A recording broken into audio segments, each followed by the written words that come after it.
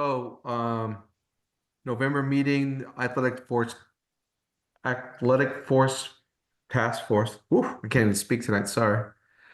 Um, we have a quorum. We have enough required for our quorum tonight, which is great.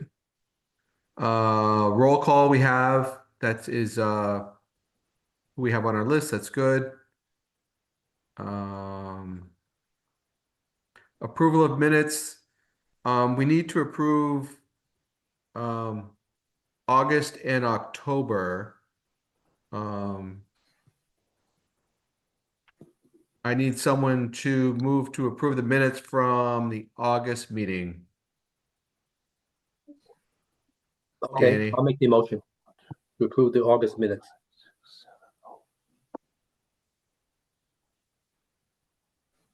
If you can hear me, I'll second.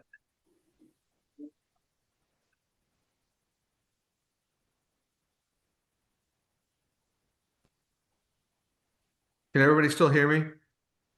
We didn't hear you say anything. Okay. Now I do. Yeah, I'm sorry. So I got something popped up on my screen about my device, but it's working. Okay, so any discussion on those? No, we're good. So we'll vote for the to approve the August minutes. An aye for me, aye for Danny. Jim's an aye with his hand. Perfect. Same for the October. I will move to, we had to move to approve the minutes. Jim or Danny, I I'll guess I make the can do. motion to approve the October minutes. Perfect. Second by Jim, perfect. So that is our previous requirements. Public comments, there's no one online, I believe, from the public. Mike Doyle is attending the meeting. I don't know if he intended to speak or.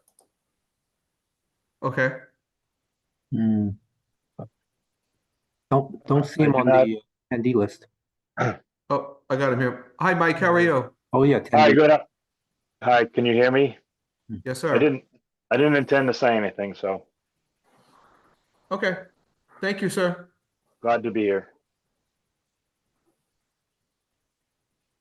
Okay, so public comments, none.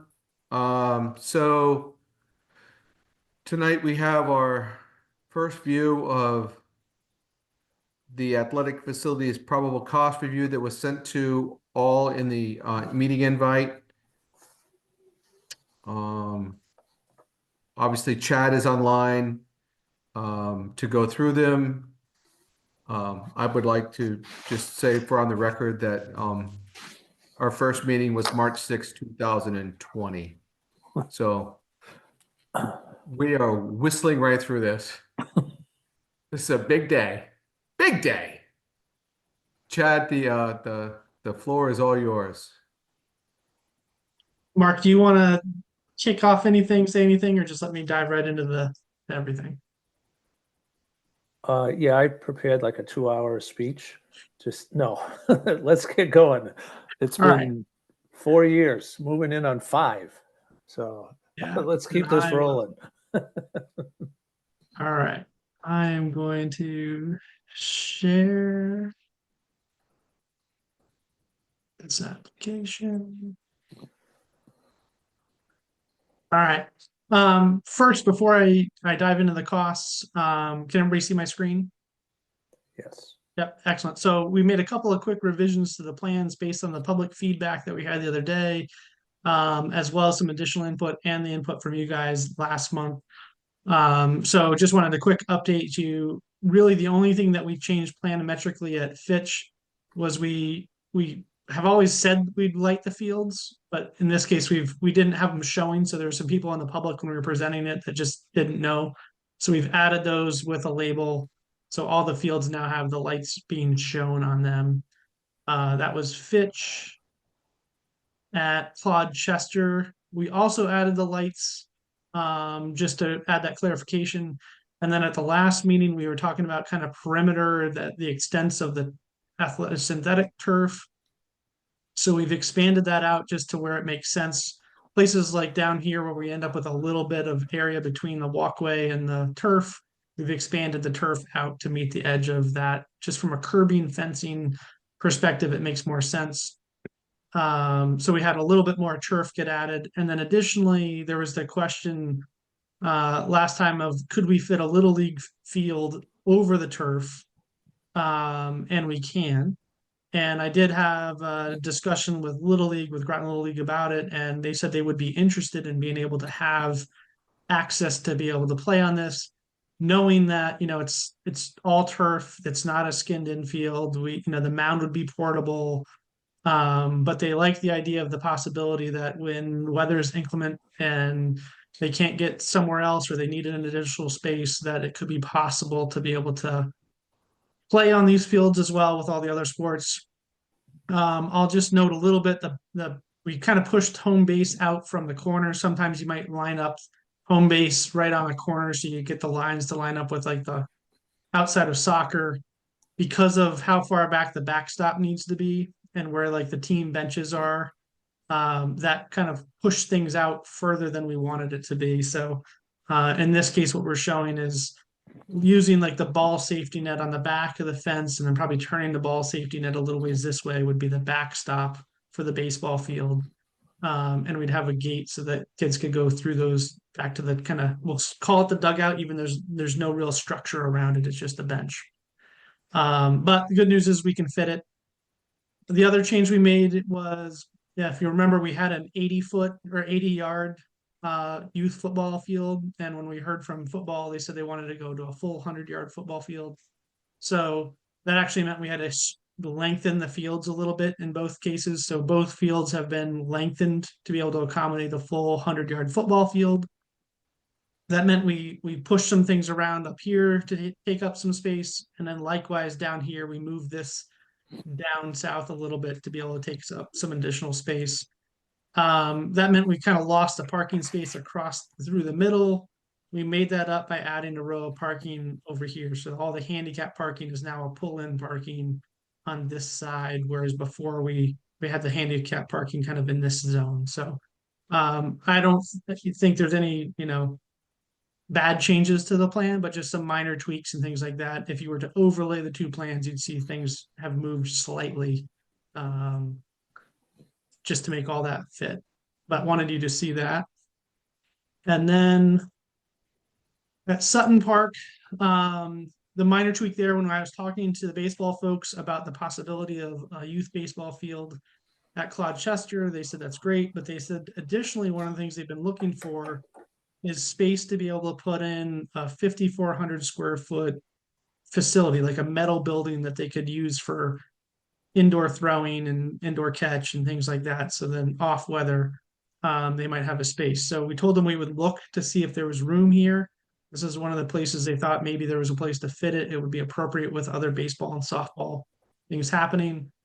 And we were able to, we have to accommodate the setback. There's a 30-foot setback, building setbacks and things like that. But we were able to get a building the size that they're looking for and then put the restrooms that we've always called for kind of associated with that building without having any significant impacts. We pushed this field forward a little bit to help accommodate it, but it didn't impact parking or walkways or anything else. So we think that's a good possibility. We're not currently showing this number 13 as a cost within our cost estimate. The way I've kind of heard it is that it's something they might like to have for the future. It would be kind of probably self-funded. That's a question that we have to go down, but I wanted you guys to be able to see it just to get your blessing to make sure we want to, do we want to show this building and continue forward with it? Do we want to show it as just a dashed outline that they could do something in the future? Are you okay with it being on the plan? That kind of thing. So I guess I'll take a little bit of feedback on that building if anybody has any questions or comments or thoughts, and then we can move into the cost estimate if not. Chad, I would say that it's a great idea because I think it could be utilized by multiple organizations depending on how it gets built. If it's not in your plan, I would probably dot line it and say, hey, this is the thought here. And maybe that is something that the organizations that would be utilizing it could figure out how to pay for it. You know what I mean? But it's a great idea. The fact that it fits there is great. I mean, never mind that you could probably put any of the ball sports in there to use it. I'm sure we could outfit it with, they could outfit it with softball mounds or flats and mounds and however they do it. But I think it's great. I think it's awesome. I would dot it out if it's not in our budget on the immediate plans. Okay.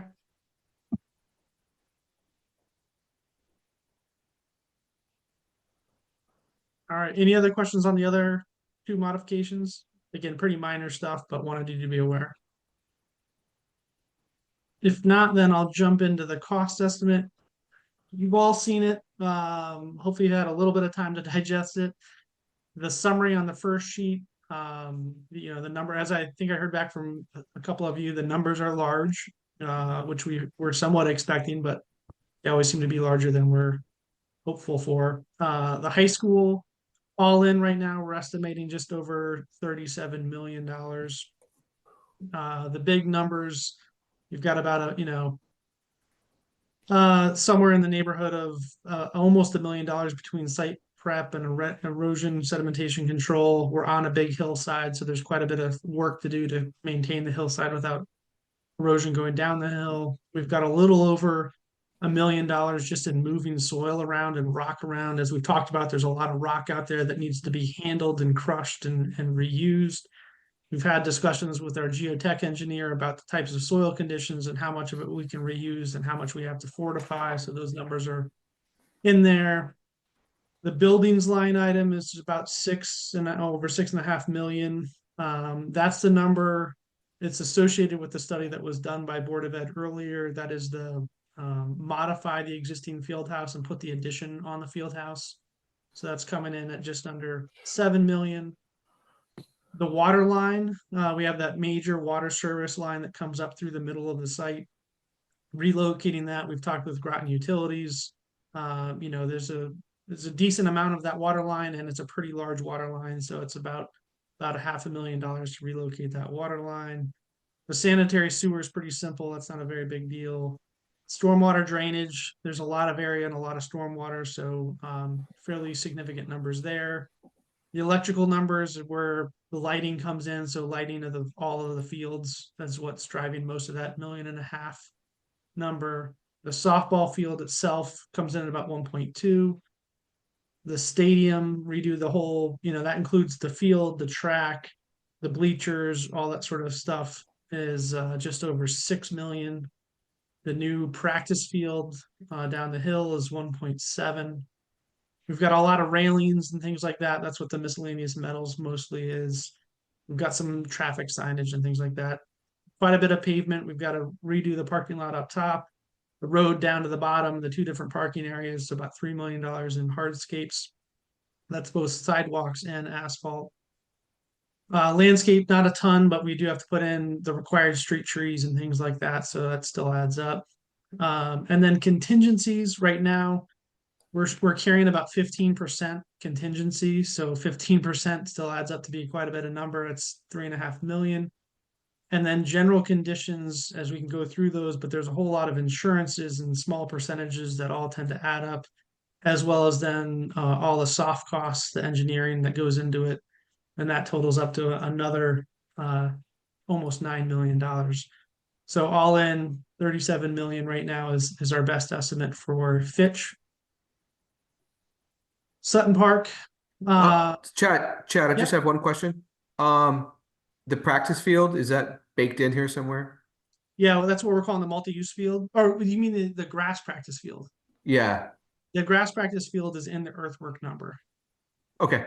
Okay, So because perfect. it's not a full-blown field, we're just grading and things like that. So that's in the earthwork number for the most part. Thank you. Yep. Good question though. Sutton Park is coming in at about 6.5 million. Not a ton of demolition, not much for erosion control. a decent amount of earthwork. We're just grading and regrading, moving the fields around. The buildings here is the concession / bathroom building, so about 235,000. We've got a small amount for water service, sanitary service. Both those lines are there. We just have to make connections to them. We've got some in there for stormwater drainage. The electrical again is basically the lighting of both of those fields. So that's what's driving that number up. Then baseball field is about 1.2. The small youth, that should be the high school softball field then is 666,000. We got a small amount for traffic signage and striping. Hardscape, again, we've got all the new pavement that's going in. Not as much concrete sidewalk, but a lot of asphalt.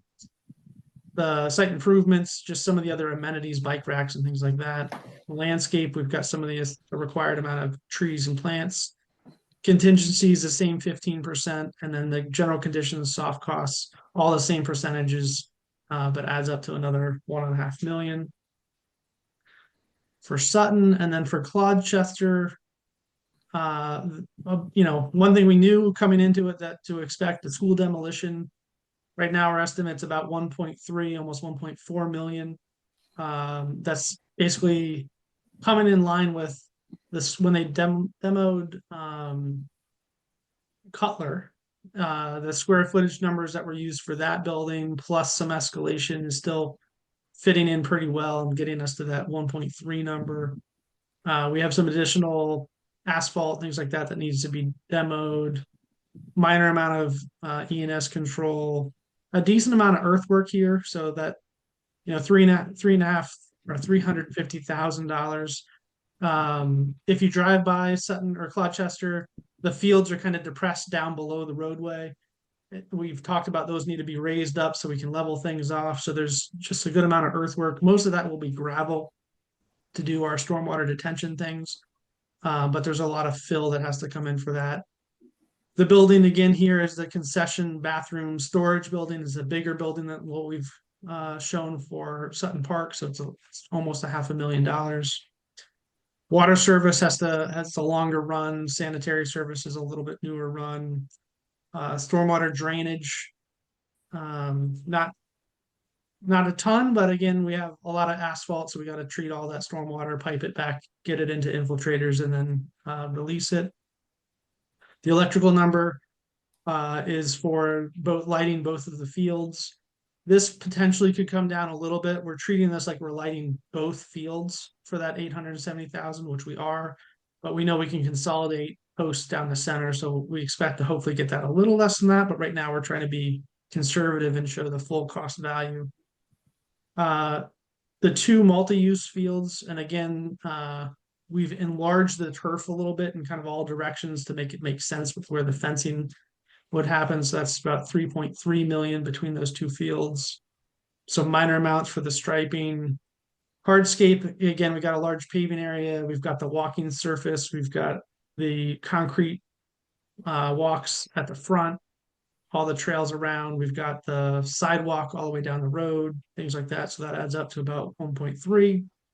Site improvements numbers, again, kind of the bike racks, the amenities and things like that. Landscaping, we've got a better amount of trees here because of the visibility along the road. So a little bit more in the landscaping number.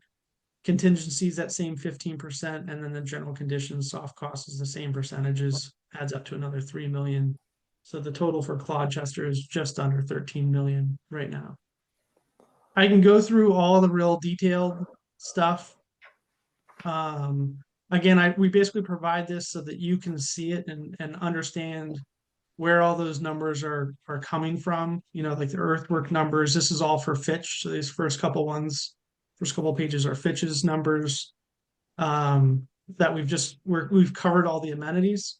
What I would caution is that we don't want to go through this and kind of say, oh, let's make the parking lot lighting, let's change the lights to a different light to try to save $8,000 or something like that. Like we're at the point now of talking really big items. And so this is really where we talk about, are we changing entire things like the whole field? Are we changing walking surfaces? Are we not doing major components and things like that from a budget perspective?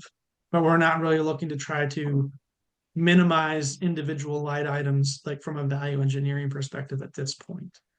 And there's some things in here that add up. I've already actually had some discussions with Rich about adding some furnishings back into here so that when we have a brand new track and a whole new facility, the hurdles are new and some of that equipment that goes along with it get added into these costs as well. So that'll increase those a little bit. But you can see all the individual line items that go through it all, and all of those kind of things total back up into that summary page. I will go through kind of that. So the contingencies, again, right now we're saying we have a 5% estimating contingency, 5% on the design, and we're recommending that the town carries at least 5% through construction, which is $1.25 million at this point to have for unknown foreseens as we go through. General conditions, these numbers add up to be quite a bit, so I just want to be aware of them. Things like mobilization, that's just all the contractors getting all their equipment there. For projects of this size, you get kind of hit with a lot of different fees. So you got the mobilization cost. You got bonding will require them to put bonds up so that we know that they can finish the job. That comes at a cost. Most of the time, the owner then pays that cost. There's insurances that come through it. Local building permit is one of those things. We always put it in here. It might get waived because it's a town project for the town, but at least we're including it at this point, so we know. There's a small state ed fund fee. We are including 2.5% for a construction manager. So that's a person or a company to be able to help the town manage the overall project. Because again, when you're talking projects in this ballpark, it's a lot of money, it's a lot of responsibility. So we've budgeted for that. We've budgeted for escalation. So we're putting in 2 years at 3%. On top of all the other costs, so that knowing that we have to go through some referendum and some time will happen between now and when we go out to bid, we've included 6% into that. Pre-construction services, this is something, again, it goes along with a construction manager, but sometimes towns like to hire a construction manager before we're in construction to kind of help look at things and go through things before you get to construction, before you have bids. We've put that in there just again so that it's an option, and we're covered if the town wants to do that. Materials testing, because there's a lot of earthwork going on.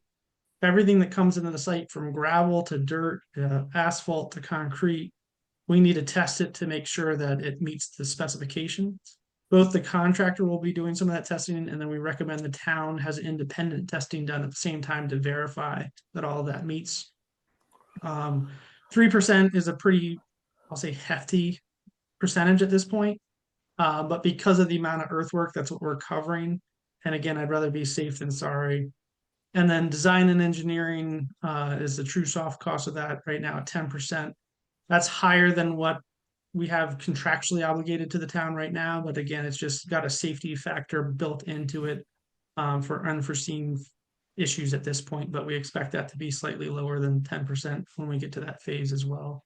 But that's what draws up another $8 million of contingencies, is all kind of like the workings behind the scenes just to get the project built. And all those percentages stay the same for all the other 2 projects as well. So I won't run through the details on all of them unless you have specific questions or you really want me to go through them all. But with that, I'm happy to take questions and thoughts and comments.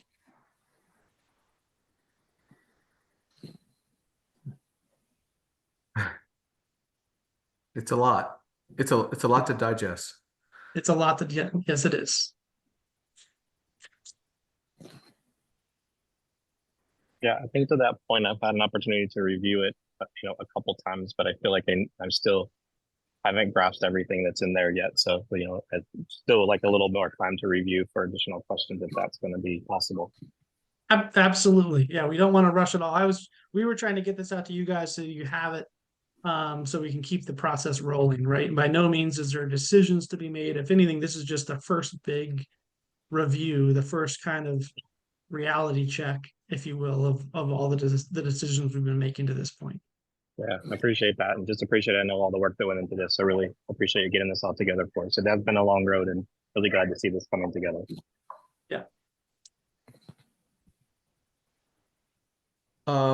Not so much on this because this is very detailed, but Mark, what is your expectations at this time with the town, with the Parks and Rec department on, like, what do you do with this that you have it? What would be expected of us next? Like I mean, I think line item it isn't really what we're trying to do. What would you like from the task force as far as this first shot at what's going on for costs? I was just gonna put this in our operating budget for FYE 26 and see what happens. No, Perfect. Good yeah. for you. No, I mean, I think we all need a little bit more time to take a hard look at these numbers. You know, come back next month and maybe there'll be some questions. And then at that point, I think we're committed to one more public presentation. And I would think part of that public presentation would be, you know, what's the impact going to be on my taxes if we decide, you know, to bond, and maybe talk about different options, so that people can start to get a sense of, you know, is this just way more than they're comfortable with, or is this, do they see the value, you know, in doing this and comfortable with the financial changes that, or the financial impact, and then take that information and go to the council and say, okay, these are the numbers, this is what we've heard from the public. Now it's time for, you know, you all, the council, to weigh in and provide directions for next steps. Now, do you get that? So I totally agree. I think that the bottom line that people want to know is how much is it going to cost Frank Narosky at 60 Kings Highway in Groton, right? Yeah. So now how do you obviously give this, it's out there. I mean, there's many people on the distribution, which is great, which is what we want. But you go to, excuse me, I just don't know their names very well. The town manager and folks like that, and they kind of give you a ballpark of how this would affect, or what would be the financial effect on each person or each household. Is that kind of how you get that number? Yeah, I think you go to the finance department, give them the numbers and, you know, give them this number, and then they run the numbers and say, you know, based on, you know, a $300,000 home, this is what the impact would be. Yeah. Yeah, Okay. there'd be some other things like the bonding cost and some of that sort of yeah. finance stuff that finance will bring in and incorporate into it, and then be able to give the committee and the council and the RTM and the Board of Ed those numbers of, you know, the likely impact per tax base. And the other thing I would add is I do think we should, in an ideal world, we should present to the Board of Ed both the plan for, you know, Fitch and Sutton, as well as the cost estimate. I think they've been a willing participant to this point, and happy for us to be kind of running with the project. But I think it's important for them to understand, you know, especially right now as we're looking at this, that the improvements to the high school in that $37 million range, they're not really nice to haves at this point. They're really have to haves. Part of the process as I was talking to people over the last month, I was talking to somebody that was on the Board of Ed the last time that they resurfaced the track. And the comment that was told to me was the state didn't want to chip in any, or state wouldn't chip in any money to help fund the resurfacing of the track or putting in the lights. I think it was one or two of those things, unless the town was going to replace the bleachers at the same time, because the state was saying the bleachers are out of code so bad that they won't fund anything until those get resolved. And the town at that point didn't want to do that, so just self-funded those features without getting help from the state. So, and to me, that's just reinforces the story that this has been a need for quite a long time. And so whether it happens through as part of this larger project or not, I think there needs to be a very good understanding by the Board of Ed and the administration at the school, to understand how much work is really necessary at Fitch to bring those facilities up to code. And then Mark and I were at the RTM, I think it was last week, for the other part of Sutton Park project.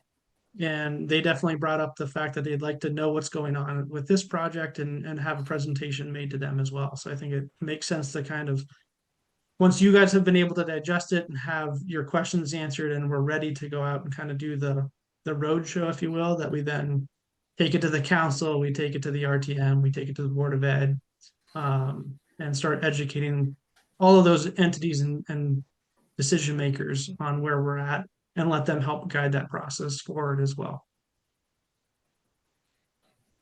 I totally agree. The Board of Ed has been awesome. They can't help us enough. They've been super. Yeah, so I don't know how long it takes to get on their calendars, and I'm not smart enough to know how often their meetings are and so forth and so on. But Ian's on the call. He might be able to answer that.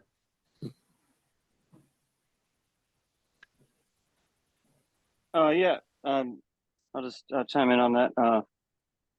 Appreciate the appreciation, and definitely we look forward to receiving all the information, getting a presentation, and moving forward with this. I know I only speak for myself and a couple others that I've heard speak on it, that there is a good awareness on this current board about the need to get current and up to code, and the outstanding deficiencies that our facilities have. So all this work is very much appreciated and greatly valued. Long story short, we meet our regular meetings where we vote on action items, typically happen in the fourth Monday of every month. And but we do have committee of the whole meetings. The first Monday, and well, actually the way things have been, we've been going every Monday of every month, with the committee of the whole meeting the first 3 Mondays, and then the regular meeting on the fourth Monday. So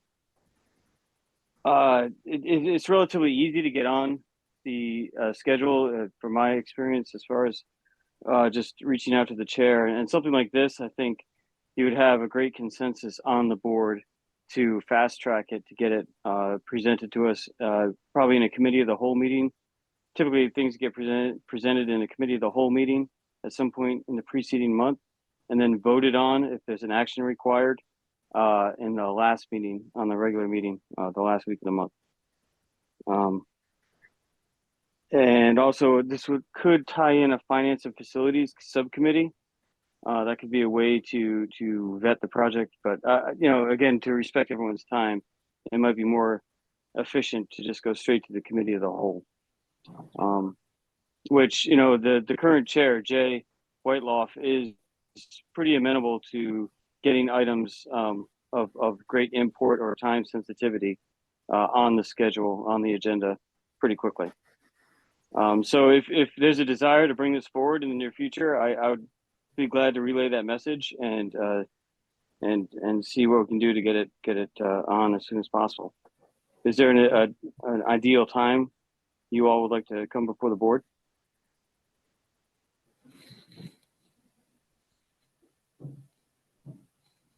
I would say from my perspective, sooner is always greater than later, but I would also defer to the task force if you guys want to have a month to digest the numbers before you're forced out in front of public to start defending them. If we meet again in December, maybe it makes sense to try to get in front of the Board of Ed in January.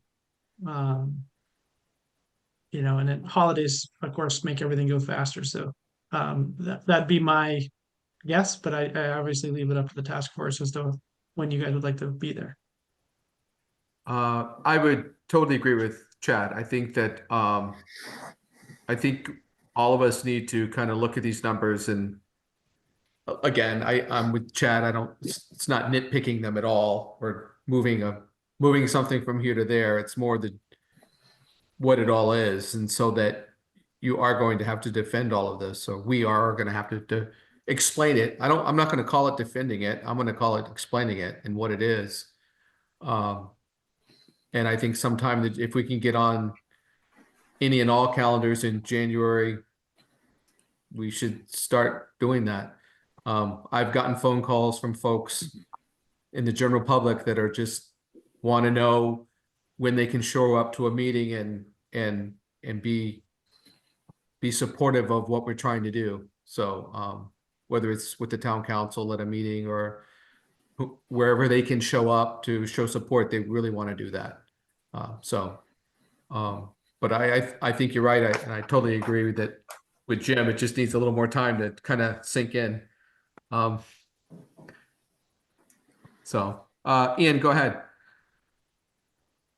Sure, thanks. Just to respond to that, just for full disclosure, January is when we do our budget deliberations and start reviewing the superintendent's budget and converting it into the Board of Ed approved budget.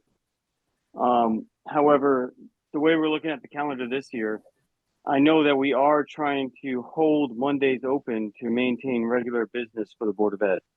So even though we'll be in budget session and it may seem like there's a flurry of activity around the board, that's not directed towards field specifically, it's my understanding that the calendar will have the regular business carrying on throughout all the Mondays, as I described before. So we're going to try to hold all the budget sessions on Tuesdays or Wednesdays or Thursdays.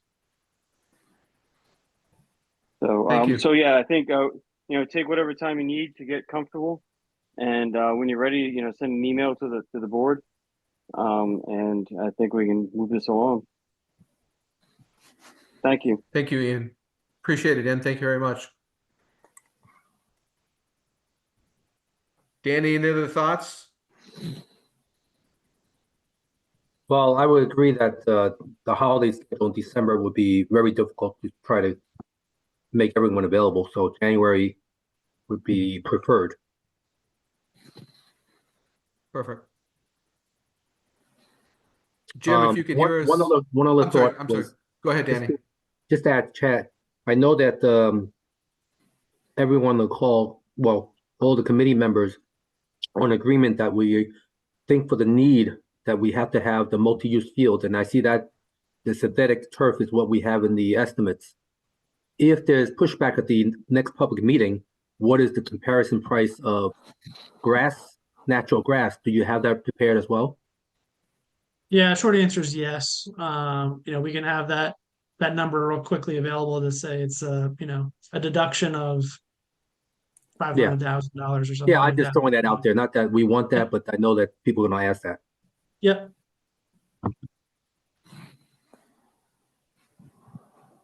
Good. Thanks, Danny. Jim, do you have anything? Are you able to hear me? Yeah, you're good.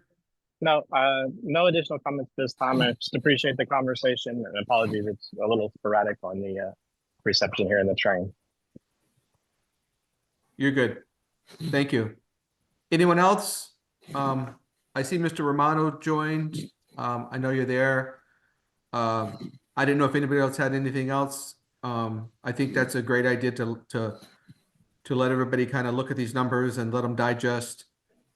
And in December, we'll come back with any thoughts that we have. And we can go from there. And then maybe in the meantime, I would guess that Mark and Chad can look at the January calendars for the right folks and in their day-to-day, maybe work lives. I don't know quite how it all works, Chad, but I think that's part of what you do. And I think Mark lives on those calendars. So, he knows exactly how they work. Um, but that sounds like a good plan, going forward for the next, month or so. Mark, you good with all that? Mark I Berry? am. Yes. Yep. That sounds good. Okay, Like a good plan. perfect. So I think our next meeting should be like, December, I had it up a minute ago. 20th, or 19th, excuse me. Would be the third week in December. And we can go from there. Okay, sounds good.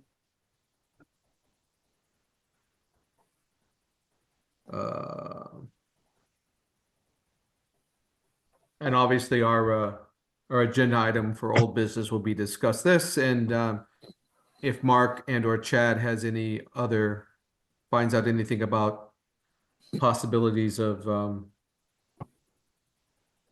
getting on people's calendars. I know you can't call today and get on there tomorrow, so I know it takes time. So whatever you guys do in the meantime would be great.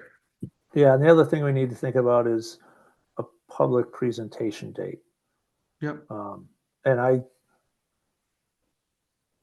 think we ought to go to the Board of Ed first before we do the public presentation, just so, because the Board of Ed, that particular, or the Fitch High School project is 3/4 of the whole, what we're looking at. And so I think Yeah. knowing that they're on board with what's been proposed, and, I know Mark and Rich have been involved through the whole process, but just so that we know that what we've proposed at the high school aligns with what the broader group is thinking. And then whatever feedback we get from them, take that, manipulate it whatever way you have to, or maybe it's perfectly fine, and then go to the public and then on to the council. I think that would be my kind of suggestion for steps. Absolutely. And would you like to also talk to the RTM and give them a presentation with just what we have now? I don't know. I'm asking. Yeah. Yeah, I think there was definitely an interest last week in getting an update on where we are. So yes, figuring that Okay. out also. Yeah. Okay. And Mark, we should Yeah, talk and maybe talk with the town manager just about budget schedules and stuff like that, just to see Yeah. when does RTM get heavy into the budget and all that sort of stuff, and see if we can get in front of some of that craziness. And if that means a public meeting needs to happen before or after it or whatever, we can work that out. Yeah. So department budgets go to the town manager January 14th. And then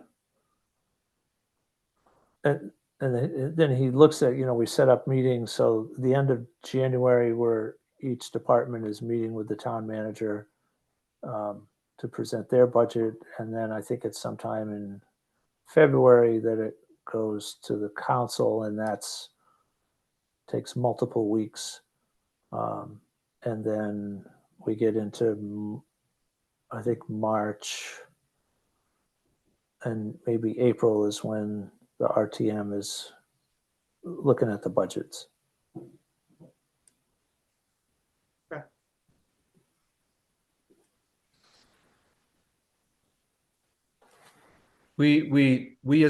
I will speak for the task force and say that we look to your expertise on scheduling what when.